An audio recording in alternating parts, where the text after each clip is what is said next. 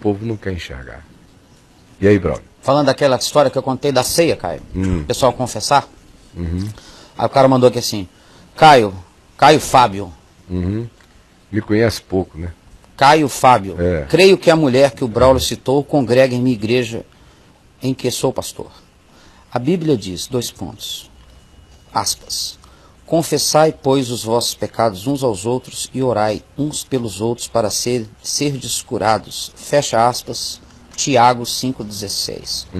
Como podemos ceiar em pecados se apenas somos perdoados confessando uns aos outros os pecados? Aí ele tem que ler Mateus capítulo 18, que essa coisa de pecar tem a ver com um a um, não é um striptease de maldades comunitárias. Vá lá e leia João 8, veja como Jesus tratou o adultério de uma mulher, se ele botou-a no palco, ou se ele expulsou todo mundo da presença e fez a mulher tratar o assunto com ele. Mande ele ler 1 Coríntios capítulo 2 e ver como Paulo recomenda que aquele irmão que estava transando com a madrasta, pegando a madrasta, a mulher do pai, a segunda mulher do pai viúvo, provavelmente, estava traçando a bichinha. E aí descobriram e aquilo foi posto diante de todos. E o cara estava morrendo, aí Paulo diz já lá em 2 Coríntios 2 que aquele indivíduo estava morrendo por excessiva tristeza. Disse, perdoai-o e acolhei-o, para que Satanás não alcance sobre nós nenhuma vantagem, porque nós não lhe ignoramos os desígnios. Quarta coisa que eu peço a você fazer, me dê um único exemplo em Jesus e no Evangelho em que Jesus tratou as coisas assim. Em momento algum, toda vez que Jesus disse a alguém, os teus pecados estão perdoados, ele antes mandou a pessoa contar para todo mundo quais eram os pecados dela. Mandou? Mandou ali em Lucas 8, a mulher que veio chorar aos pés dele, levantar e dizer, minha filha, desembucha. Conta aqui para todo mundo. Aí depois que ela contou, olha, eu dei para o fulano, transei com o Beltrano. Ah, seu Simão, desculpa que naquele dia o senhor me pagou e eu aceitei. E tal e tal. Não, era ele e a pessoa. Perdoados estão os teus pecados. Confessar os pecados uns aos outros é sobretudo em duas perspectivas. Número um, quando eu pequei contra o outro. Como diz Mateus 18, eu vou lá e me reconcilio com ele, ou como diz Mateus 5. E número 2, tem a ver quando aquilo se trata de algo que eu tenho gente de confiança para ouvir a minha culpa. É chamar um irmão em quem eu confio, um companheiro de jugo, que seja íntegro, que não seja um fofoqueiro, aproveitador, e abrir meu coração com ele e ele comigo, uns com os outros. Não é um show de catarse hipócrita na Assembleia. E há ainda uma terceira perspectiva nesse caso, a ser tratada.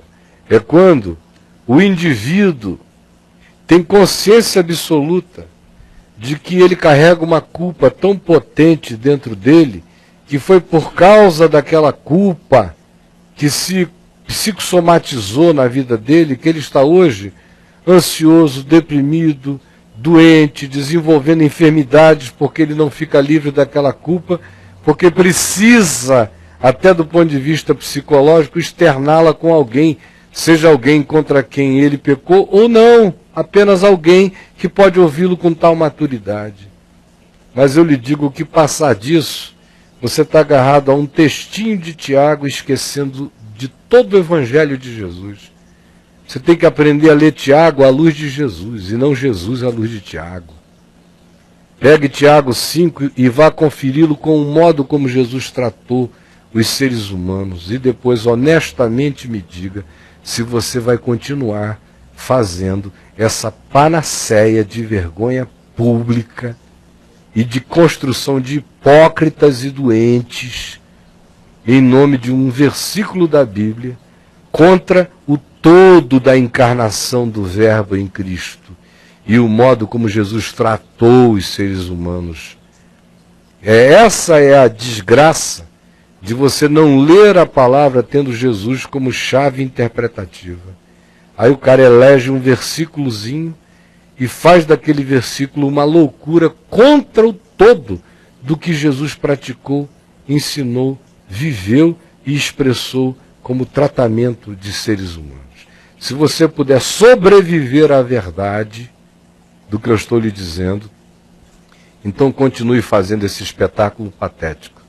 Mas se com toda honestidade, você, lendo a palavra, examinando o que a palavra diz à luz do que eu lhe disse, chegar a outra conclusão, pare com essa loucura, porque você está sendo um fomentador de tudo que é coisa ruim.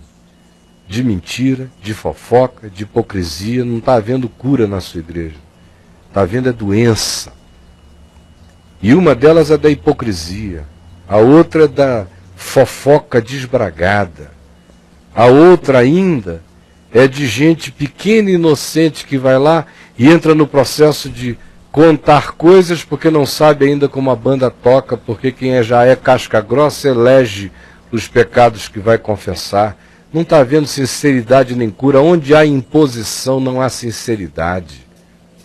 Se alguém chega e diz espontaneamente, eu quero, eu sinto, eu preciso botar algo para fora na presença de todos, que vá lá e o faça.